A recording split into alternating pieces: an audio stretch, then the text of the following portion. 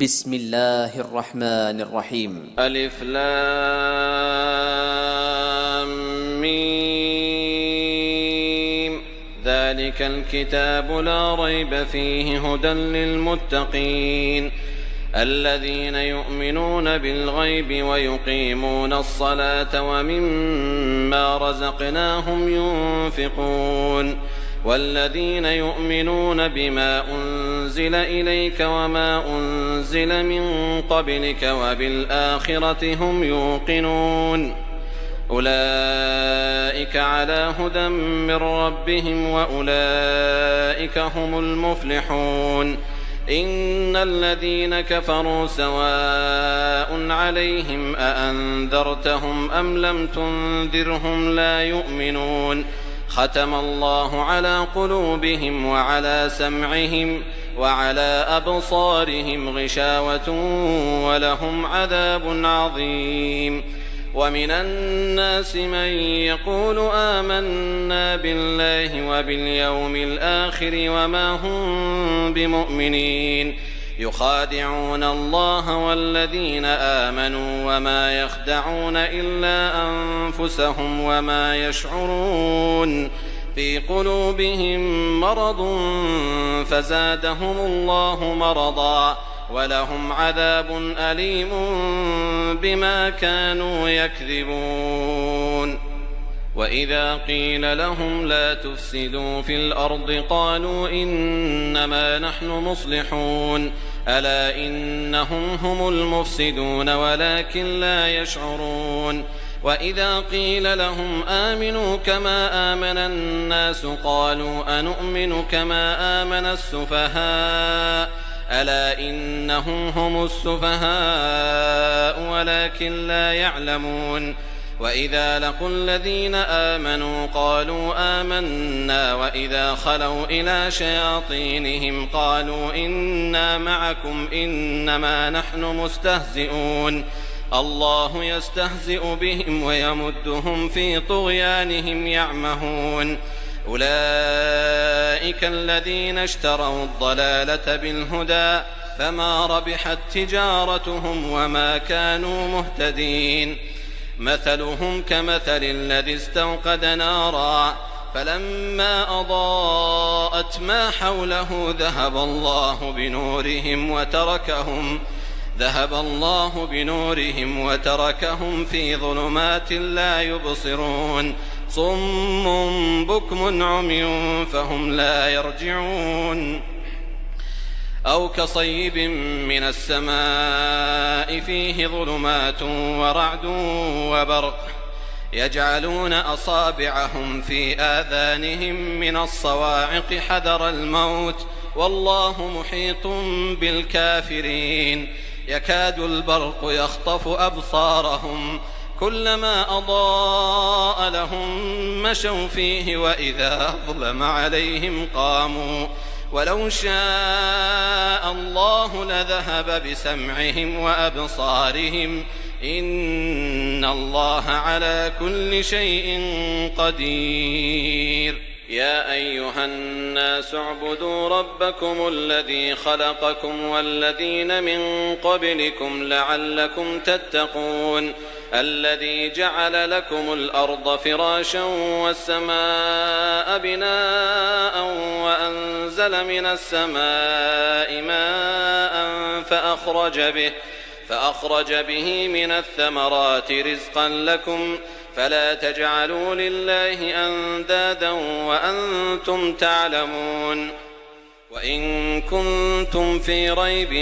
مما نزلنا على عبدنا فأتوا بسورة من مثله وادعوا شهداءكم من دون الله إن كنتم صادقين فإن لم تفعلوا ولن تفعلوا فاتقوا النار التي وقودها الناس والحجارة أعدت للكافرين وبشر الذين آمنوا وعملوا الصالحات أن لهم جنات تجري من تحتها الأنهار كلما رزقوا منها من ثمرة رزقا قالوا هذا الذي رزقنا من قبل وأتوا به متشابها ولهم فيها أزواج مطهرة وهم فيها خالدون إن الله لا يستحيي أن يضرب مثلا ما بعوضة فما فوقها فأما الذين آمنوا فيعلمون أنه الحق من ربهم وأما الذين كفروا فيقولون ماذا أراد الله بهذا مثلا يضل به كثيرا ويهدي به كثيرا وما يضل به إلا الفاسقين الذين ينقضون عهد الله من بعد ميثاقه ويقطعون ما أمر الله به أن يوصل ويفسدون في الأرض أولئك هم الخاسرون كيف تكفرون بالله وكنتم أمواتا فأحياكم ثم يميتكم ثم يحييكم ثم إليه ترجعون هو الذي خلق لكم ما في الأرض جميعا ثم استوى إلى السماء فسواهن 7 سماوات وهو بكل شيء عليم وإذ قال ربك للملائكة إني جاعل في الأرض خليفة قالوا أتجعل فيها من يفسد فيها ويسفك الدماء ونحن نسبح بحمدك ونقدس لك قال إني أعلم ما لا تعلمون وعلم آدم الأسماء كلها ثم عرضهم على الملائكة فقال أنبئوني بأسماء هؤلاء إن كنتم صادقين قالوا سبحانك لا علم لنا إلا ما علمتنا إنك أنت العليم الحكيم قال يا آدم أنبئهم بأسمائهم فلما أنبأهم بأسمائهم قال ألم أقل لكم إني أعلم غيب السماوات والأرض وأعلم ما تبدون وما كنتم تكتمون وإذ قلنا للملائكة اسجدوا لآدم فسجدوا إلا إبليس أبى واستكبر وكان من الكافرين وقلنا يا آدم اسكن أنت وزوجك الجنة وكلا منها رغدا حيث شئتما ولا تقربا هذه الشجرة فتكونا من الظالمين فأزلهما الشيطان عنها فأخرجهما مما كانا فيه وقلنا اهبطوا بعضكم لبعض عدو ولكم في الأرض مستقر ومتاع إلى حين فتلقى آدم من ربه كلمات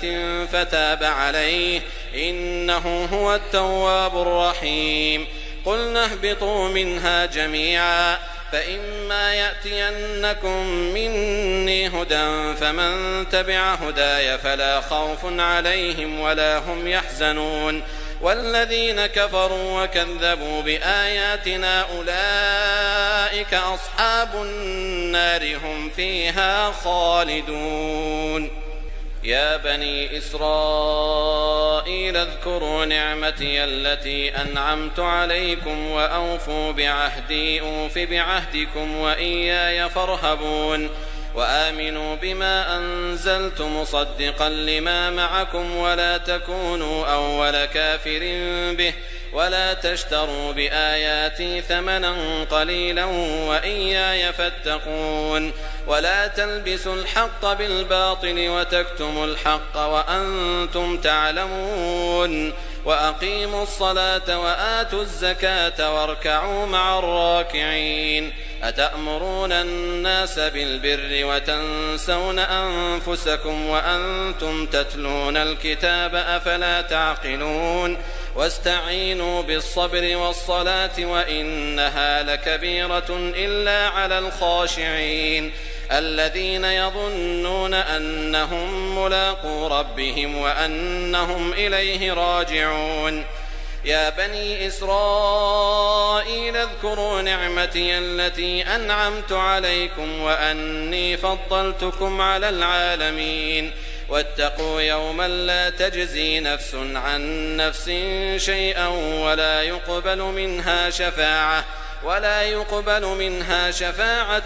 ولا يؤخذ منها عدل ولا هم ينصرون وإذ نجيناكم من آل فرعون يسومونكم سوء العذاب يذبحون أبناءكم ويستحيون نساءكم وفي ذلكم بلاء من ربكم عظيم وإذ فرقنا بكم البحر فأنجيناكم وأغرقنا آل فرعون وأنتم تنظرون وإذ واعدنا موسى 40 ليلة ثم اتخذتم العجل من بعده وأنتم ظالمون ثم عفونا عنكم من بعد ذلك لعلكم تشكرون وإذ آتينا موسى الكتاب والفرقان لعلكم تهتدون وإذ قال موسى لقومه يا قوم إنكم ظلمتم أنفسكم باتخاذكم العجل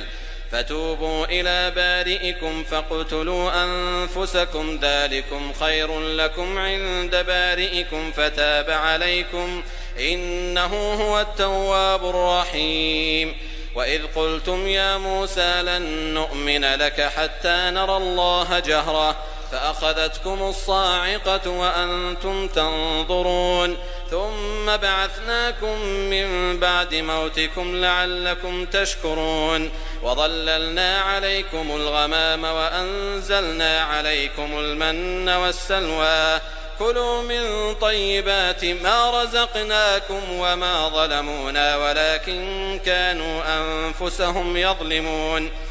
وإذ قلنا ادخلوا هذه القرية فكلوا منها حيث شئتم رغدا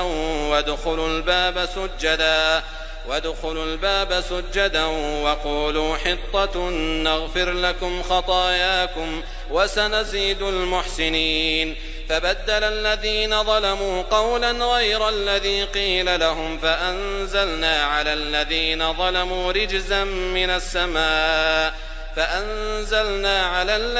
ظلموا رجزا من السماء بما كانوا يفسقون وإذ استسقى موسى لقومه فقلنا اضرب بعصاك الحجر فانفجرت منه 12 عينا قد علم كل أناس مشربهم كلوا واشربوا من رزق الله ولا تعثوا في الأرض مفسدين وإذ قلتم يا موسى لن نصبر على طعام واحد فادع لنا ربك يخرج لنا مما تنبت الأرض من بقلها وقثائها وفومها وعدسها وبصلها قال أتستبدلون الذي هو أدنى بالذي هو خير اهبطوا مصرا فإن لكم ما سألتم وضربت عليهم الذلة والمسكنة وباءوا بغضب من الله ذلك بأنهم كانوا يكفرون بآيات الله ويقتلون النبيين بغير الحق ذلك بما عصوا وكانوا يعتدون إن الذين آمنوا والذين هادوا والنصارى والصابئين من آمن بالله واليوم الآخر وعمل صالحا فلهم أجرهم عند ربهم ولا خوف عليهم ولا هم يحزنون وإذ أخذنا ميثاقكم ورفعنا فوقكم الطور خذوا ما آتيناكم بقوة واذكروا ما فيه لعلكم تتقون ثم توليتم من بعد ذلك فلولا فضل الله عليكم ورحمته لكنتم من الخاسرين ولقد علمتم الذين اعتدوا منكم في السبت فقلنا لهم كونوا قردة خاسئين فجعلناها نكالا لما بين يديها وما خلفها وموعظة للمتقين. وإذ قال موسى لقومه إن الله يأمركم أن تذبحوا بقرة قالوا أتتخذنا هزوا قال أعوذ بالله أن أكون من الجاهلين قالوا ادع لنا ربك يبين لنا ما هي قال إنه يقول إنها بقرة لا فارض ولا بكر عوان بين ذلك فافعلوا ما تؤمرون قالوا ادع لنا ربك يبين لنا ما لونها قال إنه يقول إنها بقرة صفراء فاقع لونها تسر الناظرين قالوا ادع لنا ربك يبين لنا ما هي إن البقرة شابه علينا وإنا إن شاء الله لمهتدون قال إنه يقول إنها بقرة لا ذلول تثير الأرض ولا تسقي الحرث مسلمة لا شية فيها قالوا الآن جئت بالحق فذبحوها وما كادوا يفعلون وإذ قتلتم نفسا فادارأتم فيها والله مخرج ما كنتم تكتمون فقلنا اضربوه ببعضها كذلك يحيي الله الموتى ويريكم آياته لعلكم تعقلون ثم قست قلوبكم من بعد ذلك فهي كالحجارة أو أشد قسوة وإن من الحجارة لما يتفجر منه الأنهار وإن منها لما يشقق فيخرج منه الماء وإن منها لما يهبط من خشية الله وما الله بغافل عما تعملون أفتطمعون أن يؤمنوا لكم وقد كان فريق منهم يسمعون كلام الله ثم يحرفونه من بعد ما عقلوه وهم يعلمون وإذا لقوا الذين آمنوا قالوا آمنا وإذا خلا بعضهم إلى بعض قالوا أتحدثونهم بما فتح الله عليكم ليحاجوكم به عند ربكم أفلا تعقلون أولا يعلمون أن الله يعلم ما يسرون وما يعلنون ومنهم أميون لا يعلمون الكتاب إلا أماني وإن هم إلا يظنون فويل للذين يكتبون الكتاب بأيديهم ثم يقولون هذا من عند الله ليشتروا به ثمنا قليلا فويل لهم مما كتبت أيديهم وويل لهم مما يكسبون وقالوا لن تمسنا النار إلا أياما معدودة قل أتخذتم عند الله عهدا فلن يخلف الله عهده أم تقولون على الله ما لا تعلمون بلى من كسب سيئة وأحاطت به خطيئته فأولئك أصحاب النار هم فيها خالدون والذين آمنوا وعملوا الصالحات أولئك أصحاب الجنة هم فيها خالدون وإذ أخذنا ميثاق بني إسرائيل لا تعبدون إلا الله وبالوالدين إحسانا وذي القربى واليتامى والمساكين وقولوا للناس حسنا وأقيموا الصلاة وآتوا الزكاة ثم توليتم إلا قليلا منكم وأنتم معرضون وإذ أخذنا ميثاقكم لا تسفكون دماءكم ولا تخرجون أنفسكم من دياركم ثم أقررتم وأنتم تشهدون ثم أنتم هؤلاء تقتلون أنفسكم وتخرجون فريقا منكم من ديارهم من ديارهم تظاهرون عليهم بالإثم والعدوان وإن يأتوكم أسارى تفادوهم وهو محرم عليكم إخراجهم أفتؤمنون ببعض الكتاب وتكفرون ببعض فما جزاء من يفعل ذلك منكم إلا خزي في الحياة الدنيا ويوم القيامة يردون إلى أشد العذاب وما الله بغافل عما تعملون أولئك الذين اشتروا الحياة الدنيا بالآخرة فلا يخفف عنهم العذاب ولا هم ينصرون. ولقد آتينا موسى الكتاب وقفينا من بعده بالرسل وآتينا عيسى ابن مريم البينات وأيدناه بروح القدس أفكلما جاءكم رسول بما لا تهوى أنفسكم استكبرتم ففريقا كذبتم وفريقا تقتلون وقالوا قلوبنا غلف بل لعنهم الله بكفرهم فقليلا ما يؤمنون. ولما جاءهم كتاب من عند الله مصدق لما معهم وكانوا من قبل يستفتحون على الذين كفروا فلما جاءهم ما عرفوا كفروا به فلعنة الله على الكافرين. بئس ما اشتروا به أنفسهم أن يكفروا بما أنزل الله بغيا أن ينزل الله من فضله على من يشاء من عباده فباءوا بغضب على غضب وللكافرين عذاب مهين. وإذا قيل لهم آمنوا بما أنزل الله قالوا نؤمن بما أنزل علينا ويكفرون بما وراءه وهو الحق مصدقا لما معهم قل فلم تقتلون أنبياء الله من قبل إن كنتم مؤمنين.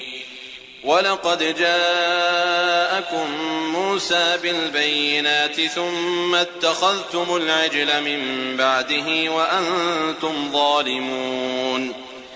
وإذ أخذنا ميثاقكم ورفعنا فوقكم الطور خذوا ما آتيناكم بقوة واسمعوا قالوا سمعنا وعصينا وأشربوا في قلوبهم العجل بكفرهم قل بئس ما يأمركم به إيمانكم إن كنتم مؤمنين.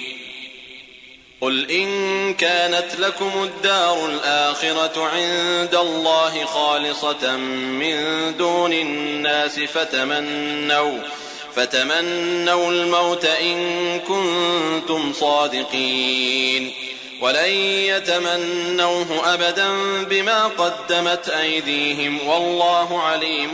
بالظالمين. ولتجدنهم أحرص الناس على حياة ومن الذين أشركوا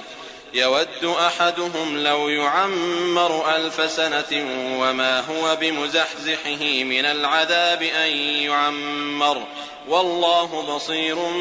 بما يعملون. قل من كان عدوا لجبريل فإنه نزله على قلبك بإذن الله مصدقا لما بين يديه وهدى وبشرى للمؤمنين. من كان عدوا لله وملائكته ورسله وجبريل وميكال فإن الله عدو للكافرين. ولقد أنزلنا إليك آيات بينات وما يكفر بها إلا الفاسقون. أو كلما عاهدوا عهدا نبذه فريق منهم بل أكثرهم لا يؤمنون ولما جاءهم رسول من عند الله مصدق لما معهم نبذ فريق من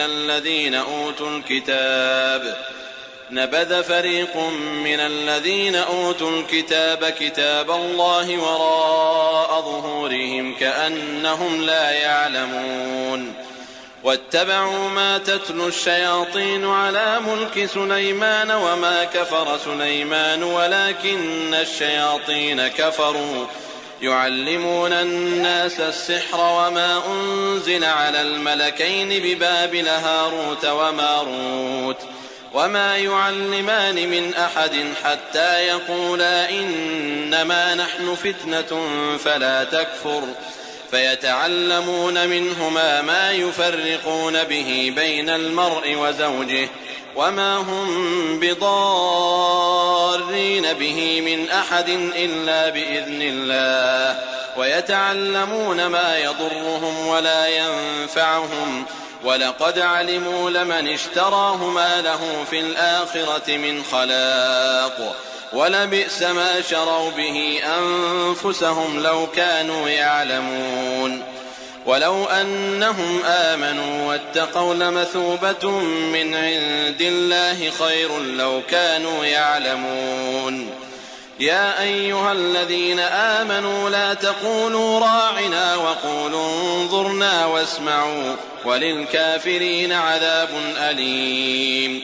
ما يود الذين كفروا من أهل الكتاب ولا المشركين أن ينزل عليكم من خير من ربكم والله يختص برحمته من يشاء والله ذو الفضل العظيم ما ننسخ من آية أو ننسها نأت بخير منها أو مثلها ألم تعلم أن الله على كل شيء قدير ألم تعلم أن الله له ملك السماوات والأرض وما لكم من دون الله من ولي ولا نصير أم تريدون أن تسألوا رسولكم كما سئل موسى من قبل ومن يتبدل الكفر بالإيمان فقد ضل سواء السبيل ود كثير من أهل الكتاب لو يردونكم من بعد إيمانكم كفارا حسدا من عند أنفسهم من بعد ما تبين لهم الحق فاعفوا واصفحوا حتى يأتي الله بأمره إن الله على كل شيء قدير وأقيموا الصلاة وآتوا الزكاة وما تقدموا لأنفسكم من خير تجدوه عند الله إن الله بما تعملون بصير وقالوا لن يدخل الجنة إلا من كان هودا أو نصارى تلك أمانيهم قل هاتوا برهانكم إن كنتم صادقين بلى من أسلم وجهه لله وهو محسن فله أجره عند ربه ولا خوف عليهم ولا هم يحزنون وقالت اليهود ليست النصارى على شيء وقالت النصارى ليست اليهود على شيء وهم يتلون الكتاب كذلك قال الذين لا يعلمون مثل قولهم فالله يحكم بينهم يوم القيامة فيما كانوا فيه يختلفون ومن أظلم ممن منع مساجد الله أن يذكر فيها اسمه وسعى في خرابها أولئك ما كان لهم أن يدخلوها إلا خائفين لهم في الدنيا خزي ولهم في الآخرة عذاب عظيم ولله المشرق والمغرب فأينما تولوا فثم وجه الله إن الله واسع عليم. وقالوا اتخذ الله ولدا سبحانه بل له ما في السماوات والأرض كل له قانتون. بديع السماوات والأرض وإذا قضى أمرا فإنما يقول له كن فيكون. وقال الذين لا يعلمون لولا يكلمنا الله أو تأتينا آية كذلك قال الذين من قبلهم مثل قولهم تشابهت قلوبهم قد بينا الآيات لقوم يوقنون. إنا أرسلناك بالحق بشيرا ونذيرا ولا تسأل عن أصحاب الجحيم.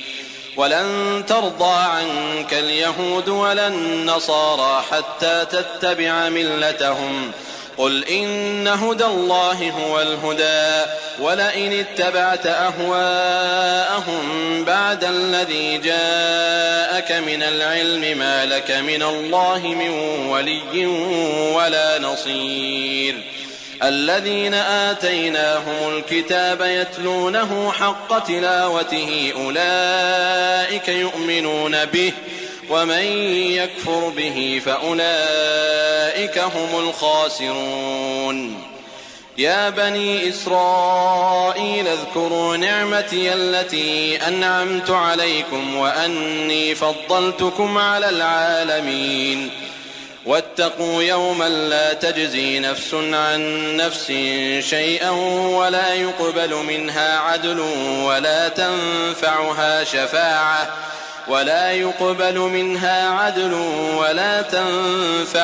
شفاعة ولا هم ينصرون. وإذ ابتلى إبراهيم ربه بكلمات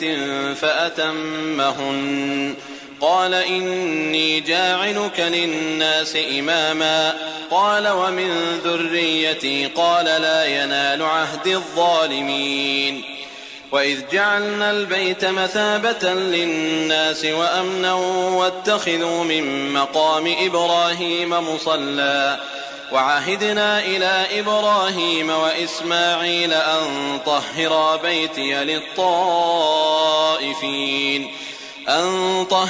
بيتي للطائفين والعاكفين والركع السجود.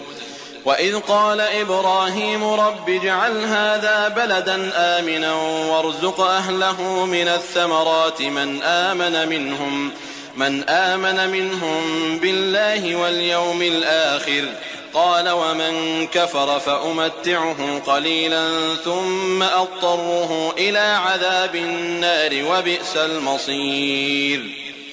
وإذ يرفع إبراهيم القواعد من البيت وإسماعيل ربنا تقبل منا إنك أنت السميع العليم ربنا واجعلنا مسلمين لك ومن ذريتنا أمة مسلمة لك وأرنا مناسكنا وتب علينا إنك أنت التواب الرحيم. ربنا وابعث فيهم رسولا منهم يتلو عليهم آياتك ويعلمهم الكتاب والحكمة ويزكيهم إنك أنت العزيز الحكيم. ومن يرغب عن ملة إبراهيم إلا من سفه نفسه ولقد اصطفيناه في الدنيا وإنه في الآخرة لمن الصالحين. إذ قال له ربه أسلم قال أسلمت لرب العالمين. ووصى بها إبراهيم بنيه ويعقوب يا بني إن الله اصطفى لكم الدين فلا تموتن إلا وأنتم مسلمون. أم كنتم شهداء إذ حضر يعقوب الموت إذ قال لبنيه ما تعبدون من بعدي قالوا نعبد إلهك وإله آبائك إبراهيم وإسماعيل وإسحاق إلها واحدا ونحن له مسلمون تلك أمة قد خلت لها ما كسبت ولكم ما كسبتم ولا تسألون عما كانوا يعملون وقالوا كونوا هودا أو نصارى تهتدوا قل بل ملة إبراهيم حنيفا وما كان من المشركين قولوا آمنا بالله وما أنزل إلينا وما أنزل إلى إبراهيم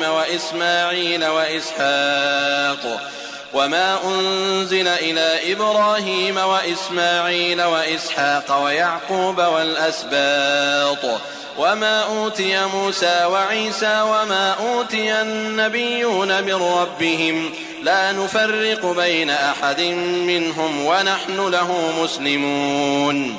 فإن آمنوا بمثل ما آمنتم به فقد اهتدوا وإن تولوا فإنما هم في شقاق فسيكفيكهم الله وهو السميع العليم صبغة الله ومن أحسن من الله صبغة ونحن له عابدون قل أتحاجوننا في الله وهو ربنا وربكم ولنا أعمالنا ولكم أعمالكم ونحن له مخلصون أم تقولون إن إبراهيم وإسماعيل وإسحاق ويعقوب والأسباط كانوا هودا أو نصارى قل أأنتم أعلم أم الله ومن أظلم ممن كتم شهادة عنده من الله وما الله بغافل عما تعملون تلك أمة قد خلت لها ما كسبت ولكم ما كسبتم ولا تسألون عما كانوا يعملون سيقول السفهاء من الناس ما ولاهم عن قبلتهم التي كانوا عليها قل لله المشرق والمغرب يهدي من يشاء إلى صراط مستقيم وكذلك جعلناكم أمة وسطا لتكونوا شهداء على الناس ويكون الرسول عليكم شهيدا وما جعلنا القبلة التي كنت عليها إلا لنعلم من يتبع الرسول ممن ينقلب على عقبيه وإن كانت لكبيرة إلا على الذين هدى الله وما كان الله ليضيع إيمانكم إن الله بالناس لرءوف رحيم قد نرى تقلب وجهك في السماء فلنولينك قبلة ترضاها فول وجهك شطر المسجد الحرام وحيث ما كنتم فولوا وجوهكم شطره وإن الذين أوتوا الكتاب ليعلمون أنه الحق من ربهم وما الله بغافل عما يعملون ولئن أتيت الذين أوتوا الكتاب بكل آية ما تبعوا قبلتك وما أنت بتابع قبلتهم وما بعضهم بتابع قبلة بعض ولئن اتبعت أهواءهم من بعد ما جاءك من العلم إنك إذا لمن الظالمين الذين آتيناهم الكتاب يعرفونه كما يعرفون أبناءهم وإن فريقا منهم ليكتمون الحق وهم يعلمون الحق من ربك فلا تكونن من الممترين ولكل وجهة هو موليها فاستبقوا الخيرات أينما تكونوا يأت بكم الله جميعا إن الله على كل شيء قدير ومن حيث خرجت فول وجهك شطر المسجد الحرام وإنه للحق من ربك وما الله بغافل عما تعملون ومن حيث خرجت فول وجهك شطر المسجد الحرام وحيث ما كنتم فولوا وجوهكم شطره لئلا يكون للناس عليكم حجة إلا الذين ظلموا منهم فلا تخشوهم واخشوني ولأتم نعمتي عليكم ولعلكم تهتدون كما أرسلنا فيكم رسولا منكم يتلو عليكم آياتنا ويزكيكم ويعلمكم الكتاب والحكمة ويعلمكم ما لم تكونوا تعلمون فاذكروني أذكركم واشكروا لي ولا تكفرون يا أيها الذين آمنوا استعينوا بالصبر والصلاة إن الله مع الصابرين ولا تقولوا لمن يقتل في سبيل الله أموات بل أحياء ولكن لا تشعرون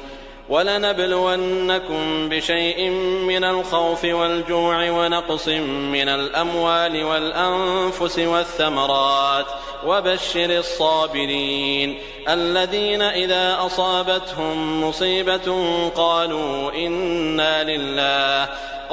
إنا لله وإنا إليه راجعون أولئك عليهم صلوات من ربهم ورحمة وأولئك هم المهتدون إن الصفا والمروة من شعائر الله فمن حج البيت أو اعتمر فلا جناح عليه أن يطوف بهما ومن تطوع خيرا فإن الله شاكر عليم إن الذين يكتمون ما أنزلنا من البينات والهدى من بعد ما بيناه للناس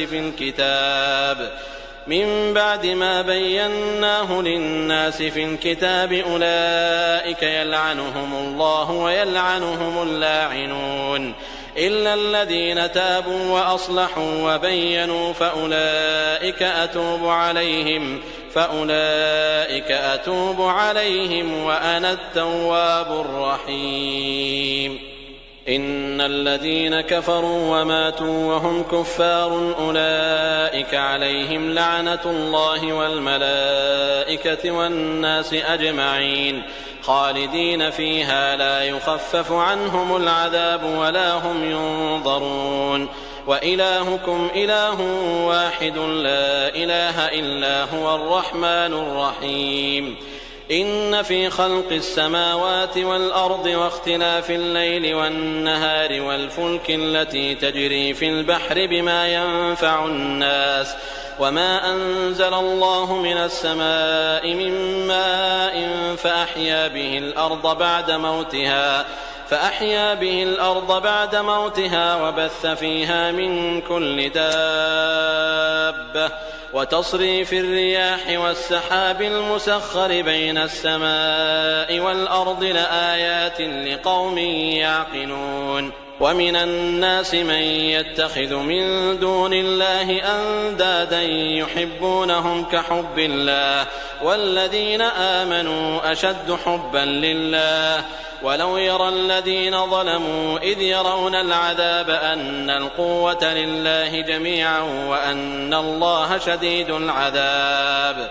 إذ تبرأ الذين اتبعوا من الذين اتبعوا ورأوا العذاب وتقطعت بهم الأسباب وقال الذين اتبعوا لو أن لنا كرة فنتبرأ منهم كما تبرأوا منا كذلك يريهم الله أعمالهم حسرات عليهم وما هم بخارجين من النار يا أيها الناس كلوا مما في الأرض حلالا طيبا ولا تتبعوا خطوات الشيطان إنه لكم عدو مبين إنما يأمركم بالسوء والفحشاء وأن تقولوا على الله ما لا تعلمون وإذا قيل لهم اتبعوا ما أنزل الله قالوا بل نتبع ما ألفينا عليه آباءنا أولو كان آباؤهم لا يعقلون شيئا ولا يهتدون ومثل الذين كفروا كمثل الذي ينعق بما لا يسمع إلا دعاء ونداء صم بكم عمي فهم لا يعقلون يا أيها الذين آمنوا كلوا من طيبات ما رزقناكم واشكروا لله إن كنتم إياه تعبدون إنما حرم عليكم الميتة والدم ولحم الخنزير وما أهل به لغير الله فمن اضطر غير باغ ولا عاد فلا إثم عليه إن الله غفور رحيم إن الذين يكتمون ما أنزل الله من الكتاب ويشترون به ثمنا قليلا أولئك ما يأكلون في بطونهم إلا النار ولا يكلمهم الله يوم القيامة ولا يزكيهم ولهم عذاب أليم أولئك الذين اشتروا الضلالة بالهدى والعذاب بالمغفرة فما أصبرهم على النار ذلك بأن الله نزل الكتاب بالحق وإن الذين اختلفوا في الكتاب لفي شقاق بعيد ليس البر أن تولوا وجوهكم قبل المشرق والمغرب ولكن البر من آمن بالله واليوم الآخر والملائكة والكتاب والنبيين وآتى المال على حبه ذوي القربى واليتامى والمساكين وابن السبيل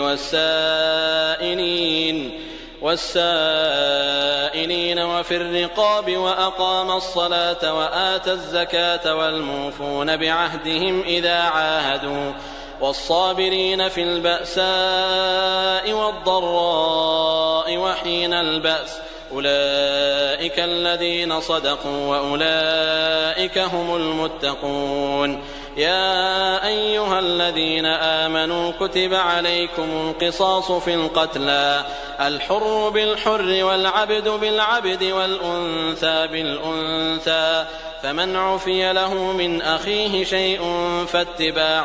بالمعروف وأداء إليه بإحسان ذلك تخفيف من ربكم ورحمة فمن اعتدى بعد ذلك فله عذاب أليم ولكم في القصاص حياة يا أولي الألباب لعلكم تتقون كتب عليكم إذا حضر أحدكم الموت إن ترك خيرا الوصية للوالدين والأقربين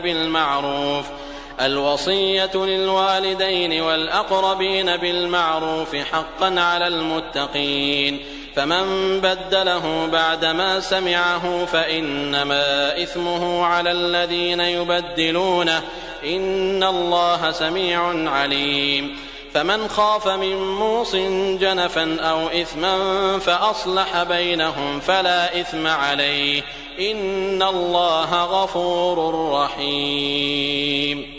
يا أيها الذين آمنوا كتب عليكم الصيام كما كتب على الذين من قبلكم لعلكم تتقون أياما معدودات فمن كان منكم مريضا أو على سفر فعدة من أيام أخر وعلى الذين يطيقونه فدية طعام مسكين فمن تطوع خيرا فهو خير له وأن تصوموا خير لكم إن كنتم تعلمون شهر رمضان الذي أنزل فيه القرآن هدى للناس وبينات من الهدى والفرقان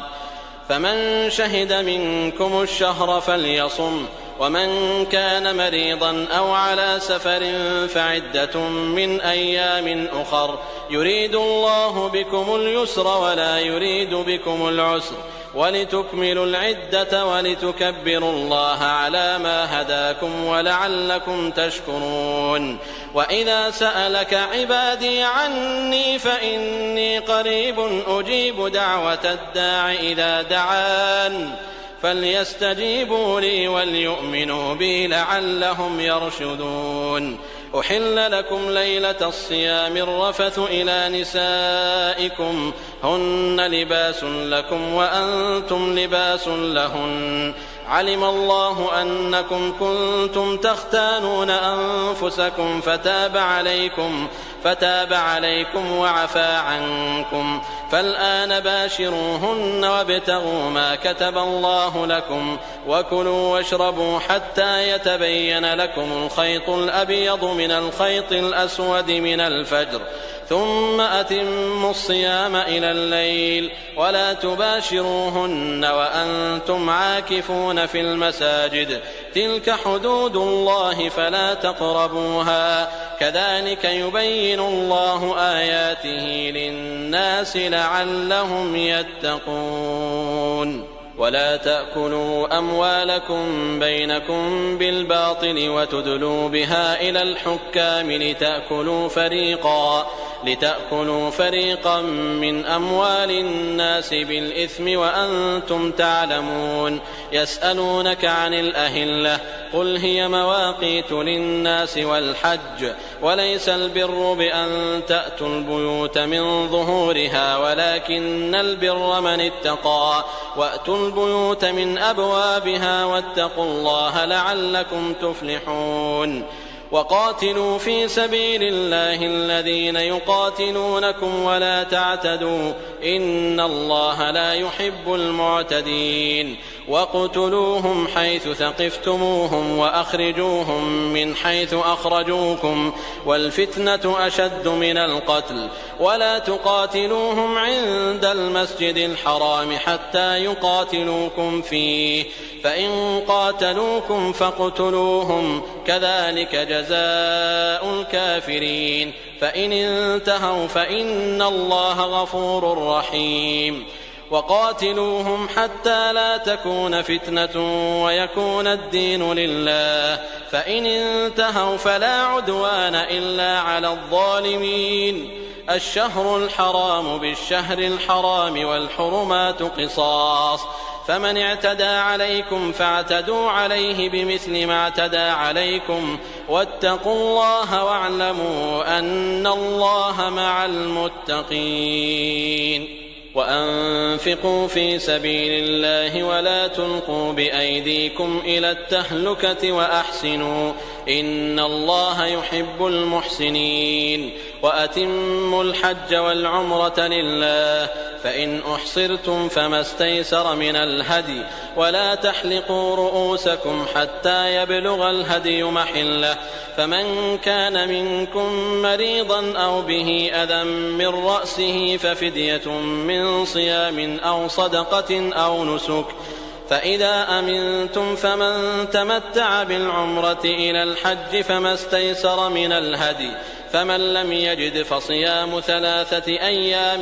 في الحج و7 إذا رجعتم تلك 10 كاملة ذلك لمن لم يكن أهله حاضر المسجد الحرام واتقوا الله واعلموا أن الله شديد العقاب. الحج أشهر معلومات فمن فرض فيهن الحج فلا رفث ولا فسوق ولا جدال في الحج وما تفعلوا من خير يعلمه الله وتزودوا فإن خير الزاد التقوى واتقون يا أولي الألباب. ليس عليكم جناح أن تبتغوا فضلا من ربكم فإذا أفضتم من عرفات فاذكروا الله عند المشعر الحرام واذكروه كما هداكم وإن كنتم من قبله لمن الضالين ثم أفيضوا من حيث أفاض الناس واستغفروا الله إن الله غفور رحيم. فإذا قضيتم مناسككم فاذكروا الله كذكركم آباءكم أو أشد ذكرا. فمن الناس من يقول ربنا آتنا في الدنيا وما له في الآخرة من خلاق، ومنهم من يقول ربنا آتنا في الدنيا حسنة وفي الآخرة حسنة وقنا عذاب النار. أولئك لهم نصيب مما كسبوا والله سريع الحساب. واذكروا الله في أيام معدودات، فمن تعجل في يومين فلا إثم عليه، ومن تأخر فلا إثم عليه لمن اتقى. واتقوا الله واعلموا أنكم إليه تحشرون. ومن الناس من يعجبك قوله في الحياة الدنيا ويشهد الله على ما في قلبه وهو ألد الخصام، وإذا تولى سعى في الأرض ليفسد فيها ويهلك الحرث والنسل والله لا يحب الفساد. وإذا قيل له اتق الله أخذته العزة بالإثم فحسبه جهنم ولبئس المهاد. ومن الناس من يشري نفسه ابتغاء مرضات الله والله رؤوف بالعباد. يا أيها الذين آمنوا ادخلوا في السلم كافة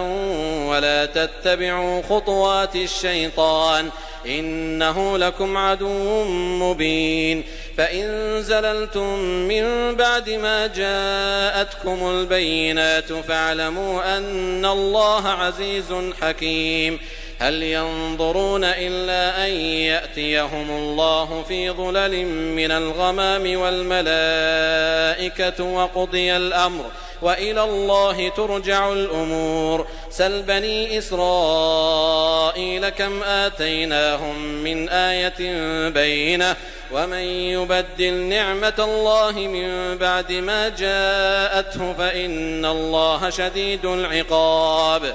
زين للذين كفروا الحياة الدنيا ويسخرون من الذين آمنوا والذين اتقوا فوقهم يوم القيامة والله يرزق من يشاء بغير حساب. كان الناس أمة واحدة فبعث الله النبيين مبشرين ومنذرين وأنزل معهم الكتاب بالحق ليحكم بين الناس فيما اختلفوا فيه وما اختلف فيه إلا الذين أوتوه من بعد ما جاءتهم البينات بغيا بينهم فهدى الله الذين آمنوا لما اختلفوا فيه من الحق بإذنه والله يهدي من يشاء إلى صراط مستقيم. أم حسبتم أن تدخلوا الجنة ولما يأتكم مثل الذين خلوا من قبلكم مستهم البأساء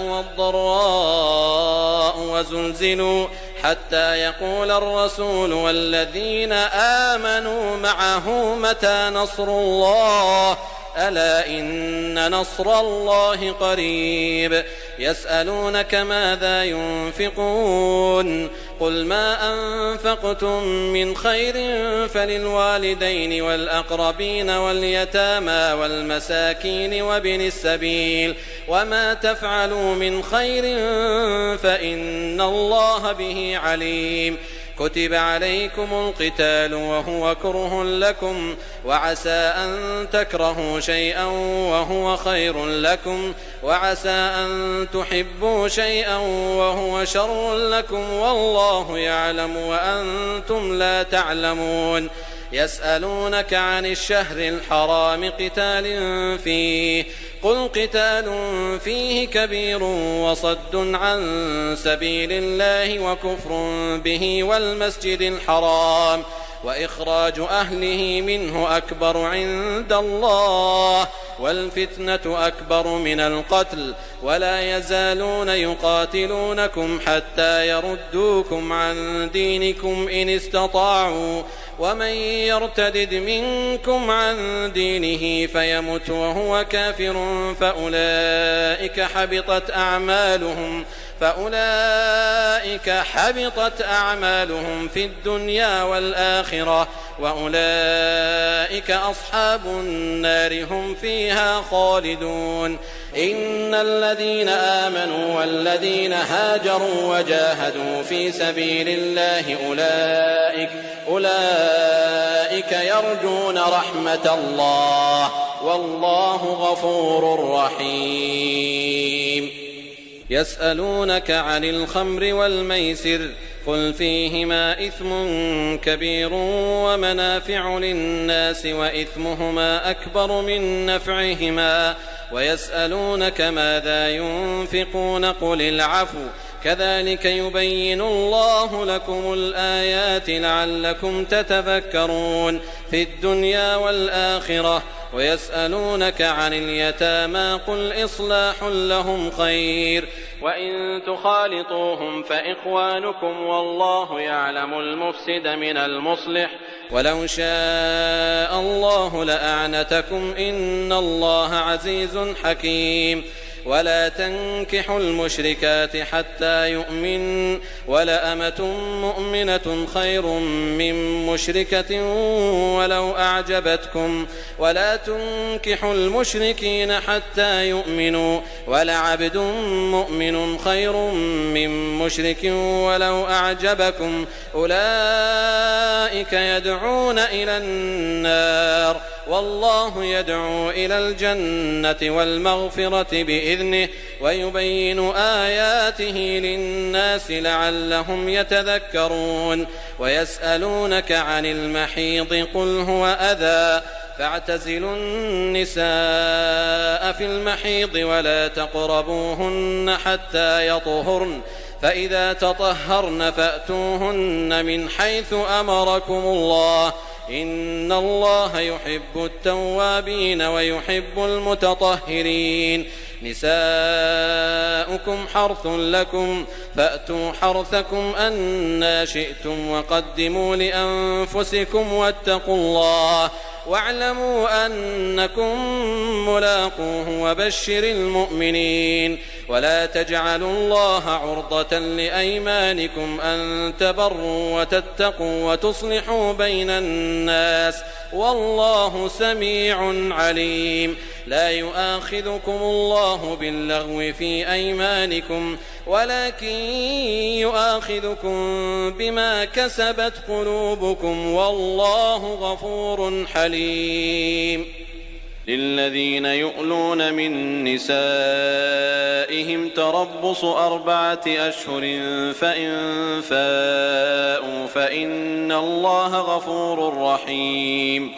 وإن عزموا الطلاق فإن الله سميع عليم. والمطلقات يتربصن بأنفسهن 3 قروء ولا يحل لهن أن يكتمن ما خلق الله في أرحامهن إن كن يؤمن بالله واليوم الآخر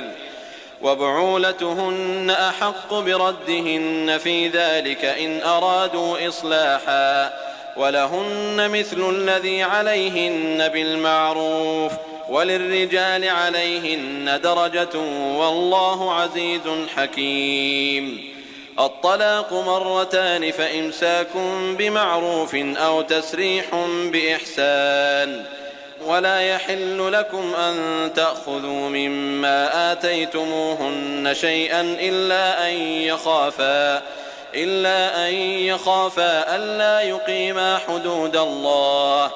فإن خفتم ألا يقيما حدود الله فلا جناح عليهما فيما افتدت به تلك حدود الله فلا تعتدوها ومن يتعد حدود الله فأولئك هم الظالمون. فإن طلقها فلا تحل له من بعد حتى تنكح زوجا غيره فإن طلقها فلا جناح عليهما أن يتراجعا إن ظنا أن يقيما حدود الله، وتلك حدود الله يبينها لقوم يعلمون. وإذا طلقتم النساء فبلغن أجلهن فأمسكوهن بمعروف أو سرحوهن بمعروف، ولا تمسكوهن ضرارا لتعتدوا، ومن يفعل ذلك فقد ظلم نفسه. ولا تتخذوا آيات الله هزوا، واذكروا نعمة الله عليكم وما أنزل عليكم من الكتاب والحكمة يعظكم به، واتقوا الله واعلموا أن الله بكل شيء عليم. وإذا طلقتم النساء فبلغن أجلهن فلا تعضلوهن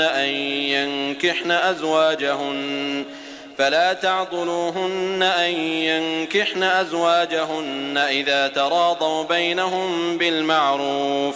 ذلك يوعظ به من كان منكم يؤمن بالله واليوم الآخر، ذلكم أزكى لكم وأطهر، والله يعلم وأنتم لا تعلمون. والوالدات يرضعن أولادهن حولين كاملين لمن أراد أن يتم الرضاعة، وعلى المولود له رزقهن وكسوتهن بالمعروف، لا تكلف نفس إلا وسعها، لا تضار والدة بولدها ولا مولود له بولده، وعلى الوارث مثل ذلك، فإن أرادا فصالا عن تراض منهما وتشاور فلا جناح عليهما. وإن أردتم أن تسترضعوا أولادكم فلا جناح عليكم إذا سلمتم ما آتيتم بالمعروف، واتقوا الله واعلموا أن الله بما تعملون بصير. والذين يتوفون منكم ويذرون أزواجا يتربصن بأنفسهن 4 أشهر وعشرا، فإذا بلغن أجلهن فلا جناح عليكم فيما فعلن في أنفسهن بالمعروف، والله بما تعملون خبير. ولا جناح عليكم فيما عرضتم به من خطبة النساء أو أكننتم في أنفسكم، علم الله أنكم ستذكرونهن ولكن لا تواعدوهن سرا إلا أن تقولوا قولا معروفا، ولا تعزموا عقدة النكاح حتى يبلغ الكتاب أجله، واعلموا أن الله يعلم ما في أنفسكم فاحذروه، واعلموا أن الله غفور حليم. لا جناح عليكم إن طلقتم النساء ما لم تمسوهن أو تفرضوا لهن فريضة، ومتعوهن على الموسع قدره وعلى المقتر قدره متاعا بالمعروف حقا على المحسنين. وإن طلقتموهن من قبل أن تمسوهن وقد فرضتم لهن فريضة فنصف ما فرضتم إلا أن يعفون أو يعفو الذي بيده عقدة النكاح، وأن تعفوا أقرب للتقوى، ولا تنسوا الفضل بينكم، إن الله بما تعملون بصير. حافظوا على الصلوات والصلاة الوسطى وقوموا لله قانتين. فإن خفتم فرجالا أو ركبانا فإذا أمنتم فاذكروا الله كما علمكم ما لم تكونوا تعلمون. والذين يتوفون منكم ويذرون أزواجا وصية لأزواجهم متاعا إلى الحول غير إخراج، فإن خرجن فلا جناح عليكم فيما فعلن في أنفسهن من معروف، والله عزيز حكيم. وللمطلقات متاع بالمعروف حقا على المتقين. كذلك يبين الله لكم آياته لعلكم تعقلون ألم تر إلى الذين خرجوا من ديارهم وهم ألوف حذر الموت فقال لهم الله موتوا ثم أحياهم إن الله لذو فضل على الناس ولكن أكثر الناس لا يشكرون وقاتلوا في سبيل الله واعلموا أن الله سميع عليم من ذا الذي يقرض الله قرضا حسنا فيضاعفه له أضعافا كثيرة والله يقبض ويبسط وإليه ترجعون ألم تر إلى الملأ من بني إسرائيل من بعد موسى إذ قالوا لنبي لهم ابعث لنا ملكا نقاتل في سبيل الله قال هل عسيتم إن كتب عليكم القتال ألا تقاتلوا قالوا وما لنا ألا نقاتل في سبيل الله وقد أخرجنا من ديارنا وأبنائنا فلما كتب عليهم القتال تولوا إلا قليلا منهم والله عليم بالظالمين وقال لهم نبيهم إن الله قد بعث لكم طالوت ملكا قالوا أنى يكون له الملك علينا ونحن أحق بالملك منه ولم يؤت سعة من المال قال إن الله اصطفاه عليكم وزاده بسطة في العلم والجسم والله يؤتي ملكه من يشاء والله واسع عليم وقال لهم نبيهم إن آية ملكه أن يأتيكم التابوت فيه سكينة من ربكم وبقية مما ترك آل موسى وآل هارون تحمله الملائكة إن في ذلك لآية لكم إن كنتم مؤمنين فلما فصل طالوت بالجنود قال إن الله مبتليكم بنهر فمن شرب منه فليس مني ومن لم يطعمه فإنه مني إلا من اغترف غرفة بيده فشربوا منه إلا قليلا منهم فلما جاوزه هو والذين آمنوا معه قالوا لا طاقة لنا اليوم بجالوت وجنوده قال الذين يظنون أنهم ملاقوا الله كم من فئة قليلة غلبت فئة كثيرة بإذن الله والله مع الصابرين ولما برزوا لجالوت وجنوده قالوا ربنا أفرغ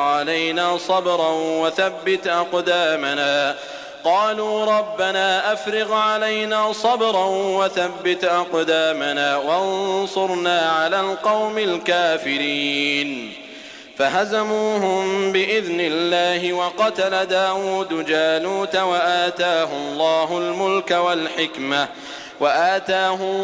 الملك والحكمة وعلمه مما يشاء ولولا دفع الله الناس بعضهم ببعض لفسدت الأرض ولكن الله ذو فضل على العالمين تلك آيات الله نتلوها عليك بالحق وإنك لمن المرسلين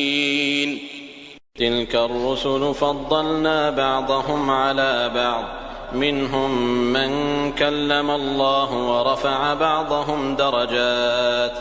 وآتينا عيسى ابن مريم البينات وأيدناه بروح القدس ولو شاء الله ما اقتتل الذين من بعدهم من بعد ما جاءتهم البينات ولكن اختلفوا فمنهم من آمن ومنهم من كفر ولو شاء الله ما اقتتلوا ولكن الله يفعل ما يريد يا أيها الذين آمنوا أنفقوا مما رزقناكم من قبل أن يأتي يوم لا بيع فيه ولا خلة ولا شفاعة والكافرون هم الظالمون. الله لا إله إلا هو الحي القيوم لا تأخذه سنة ولا نوم له ما في السماوات وما في الأرض من ذا الذي يشفع عنده إلا بإذنه يعلم ما بين أيديهم وما خلفهم ولا يحيطون بشيء من علمه إلا بما شاء وسع كرسيه السماوات والأرض ولا يؤوده حفظهما وهو العلي العظيم. لا إكراه في الدين قد تبين الرشد من الغي فمن يكفر بالطاغوت ويؤمن بالله فقد استمسك بالعروة الوثقى لا انفصام لها والله سميع عليم. الله ولي الذين آمنوا يخرجهم من الظلمات إلى النور والذين كفروا أولياؤهم الطاغوت يخرجونهم من النور إلى الظلمات أولئك أصحاب النار هم فيها خالدون. ألم تر إلى الذي حاج إبراهيم في ربه أن آتاه الله الملك إذ قال إبراهيم ربي الذي يحيي ويميت قال أنا أحيي وأميت قال إبراهيم فإن الله يأتي بالشمس من المشرق فأت بها من المغرب فبهت الذي كفر والله لا يهدي القوم الظالمين. أو كالذي مر على قرية وهي خاوية على عروشها قال أنى يحيي هذه الله بعد موتها فأماته الله 100 عام ثم بعثه قال كم لبثت قال لبثت يوما أو بعض يوم قال بل لبثت 100 عام فانظر إلى طعامك وشرابك لم يتسنه وانظر إلى حمارك ولنجعلك آية للناس وانظر إلى العظام كيف ننشزها ثم نكسوها لحما فلما تبين له قال أعلم أن الله على كل شيء قدير. وإذ قال إبراهيم رب أرني كيف تحيي الموتى قال أولم تؤمن قال بلى ولكن ليطمئن قلبي قال فخذ 4 من الطير فصرهن إليك ثم اجعل على كل جبل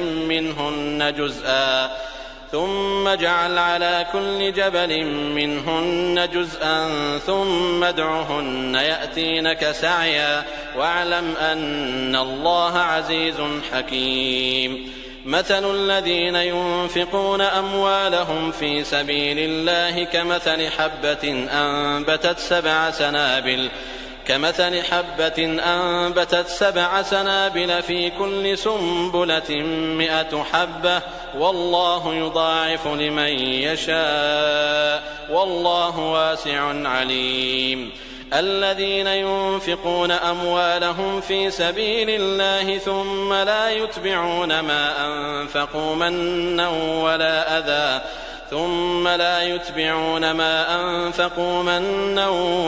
أذى لهم أجرهم عند ربهم ولا خوف عليهم ولا هم يحزنون. قول معروف ومغفرة خير من صدقة يتبعها أذى والله غني حليم. يا أيها الذين آمنوا لا تبطلوا صدقاتكم بالمن والأذى كالذي ينفق ماله رئاء الناس ولا يؤمن بالله واليوم الآخر فمثله كمثل صفوان عليه تراب فأصابه وابل فتركه صلدا لا يقدرون على شيء مما كسبوا والله لا يهدي القوم الكافرين. ومثل الذين ينفقون أموالهم ابتغاء مرضات الله وتثبيتا من أنفسهم كمثل جنة بربوة أصابها وابل فآتت أكلها ضعفين فإن لم يصبها وابل فطل والله بما تعملون بصير. أيود أحدكم أن تكون له جنة من نخيل وأعناب تجري من تحتها الأنهار له فيها من كل الثمرات وأصابه الكبر وله ذرية ضعفاء فأصابها إعصار فيه نار فاحترقت كذلك يبين الله لكم الآيات لعلكم تتفكرون. يا أيها الذين آمنوا أنفقوا من طيبات ما كسبتم ومما أخرجنا لكم من الأرض ولا تيمموا الخبيث منه تنفقون ولستم بآخذيه إلا أن تغمضوا فيه واعلموا أن الله غني حميد. الشيطان يعدكم الفقر ويأمركم بالفحشاء والله يعدكم مغفرة منه وفضلا والله واسع عليم. يؤتي الحكمة من يشاء ومن يؤت الحكمة فقد أوتي خيرا كثيرا وما يذكر إلا أولو الألباب. وما أنفقتم من نفقة أو نذرتم من نذر فإن الله يعلمه وما للظالمين من أنصار. إن تبدوا الصدقات فنعما هي وإن تخفوها وتؤتوها الفقراء فهو خير لكم ويكفر عنكم من سيئاتكم والله بما تعملون خبير. ليس عليك هداهم ولكن الله يهدي من يشاء وما تنفقوا من خير فلأنفسكم وما تنفقون إلا ابتغاء وجه الله وما تنفقوا من خير يوفى إليكم وأنتم لا تظلمون. للفقراء الذين أحصروا في سبيل الله لا يستطيعون ضربا في الأرض يحسبهم الجاهل أغنياء من التعفف تعرفهم بسيماهم لا يسألون الناس إلحافا وما تنفقوا من خير فإن الله به عليم. الذين ينفقون أموالهم بالليل والنهار سرا وعلانية فلهم أجرهم عند ربهم ولا خوف عليهم ولا هم يحزنون. الذين يأكلون الربا لا يقومون إلا كما يقوم الذي يتخبطه الشيطان من المس ذلك بأنهم قالوا إنما البيع مثل الربا وأحل الله البيع وحرم الربا فمن جاءه موعظة من ربه فانتهى فله ما سلف وأمره إلى الله ومن عاد فأولئك أصحاب النار هم فيها خالدون. يمحق الله الربا ويربي الصدقات والله لا يحب كل كفار أثيم. إن الذين آمنوا وعملوا الصالحات وأقاموا الصلاة وآتوا الزكاة لهم أجرهم عند ربهم ولا خوف عليهم ولا هم يحزنون. يا أيها الذين آمنوا اتقوا الله وذروا ما بقي من الربا إن كنتم مؤمنين فإن لم تفعلوا فأذنوا بحرب من الله ورسوله وإن تبتم فلكم رؤوس أموالكم لا تظلمون ولا تظلمون وإن كان ذو عسرة فنظرة إلى ميسرة وأن تصدقوا خير لكم إن كنتم تعلمون واتقوا يوما ترجعون فيه إلى الله ثم توفى كل نفس ما كسبت وهم لا يظلمون. يا أيها الذين آمنوا إذا تداينتم بدين إلى أجل مسمى فاكتبوه وليكتب بينكم كاتب بالعدل ولا يأب كاتب أن يكتب كما علمه الله فليكتب وليملل الذي عليه الحق وليتق الله ربه ولا يبخس منه شيئا فإن كان الذي عليه الحق سفيها أو ضعيفا أو لا يستطيع أن يمل هو فليملل وليه بالعدل واستشهدوا شهيدين من رجالكم فإن لم يكونا رجلين فرجل وامرأتان ممن ترضون من الشهداء أن تضل إحداهما فتذكر إحداهما الأخرى ولا يأبى الشهداء إذا ما دعوا ولا تسأموا أن تكتبوه صغيرا أو كبيرا إلى أجله ذلكم أقسط عند الله وأقوم للشهادة وأدنى ألا ترتابوا إلا أن تكون تجارة حاضرة تديرونها بينكم فليس عليكم جناح ألا تكتبوها وأشهدوا إذا تبايعتم ولا يضار كاتب ولا شهيد وإن تفعلوا فإنه فسوق بكم واتقوا الله ويعلمكم الله والله بكل شيء عليم. وإن كنتم على سفر ولم تجدوا كاتبا فرهان مقبوضة فإن أمن بعضكم بعضا فليؤدي الذي اؤتمن أمانته وليتق الله ربه ولا تكتموا الشهادة ومن يكتمها فإنه آثم قلبه والله بما تعملون عليم. لله ما في السماوات وما في الأرض وإن تبدوا ما في أنفسكم أو تخفوه يحاسبكم به الله فيغفر لمن يشاء ويعذب من يشاء والله على كل شيء قدير. آمن الرسول بما أنزل إليه من ربه والمؤمنون كل آمن بالله وملائكته وكتبه ورسله لا نفرق بين أحد